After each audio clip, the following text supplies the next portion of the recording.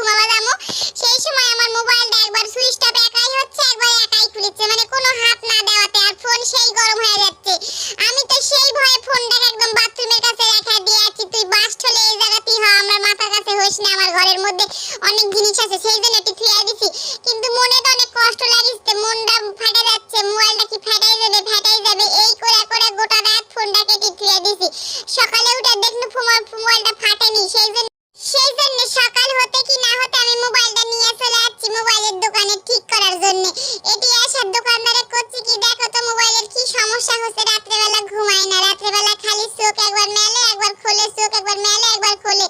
দোকানদার তো অনেকক্ষণ খোলা মেলা করে নাড়াচাড়া করে দেখলো। আমি তো যখন দেখতেছি মোবাইলটা আমার কেমন ভাবে মানে কি করতেছে আমি তো কিছু বুঝতেছি না। প্রথমে মোবাইলটা কাকি শুরু করে দিয়ে হিট করে গরম করে নিয়ে আবার হিট দিচ্ছে। আমি বলছি কি ব্যাপার, মোবাইলটা কি ভাঙা দিবেন তুমি নাকি ভাঙাই ফেলেছেন? তারপরে সে লোকটা কয় কি না এটা হিট না দিলে খুলবে না। তারপরে আমি দোকানদারের কোনো কি সমস্যা হয়েছে সেটা কত, তো দোকানদার করছে কি মোবাইলটা বলে শর্ট হয়ে গেছে। আসলে আমার কাছে অন্য একটা মোবাইল আছে, ওই মোবাইলটা দিয়ে আমি মোবাইলটা চার্জ দিছিনু, তো গরমে ওই মোবাইলের পাওয়ার অনেক ছিল, তো চার্জারের পাওয়ার অনেক, সেই পাওয়ারটা লাগে সেই শর্ট হয়ে গেছে মোবাইল। তারপরে আমি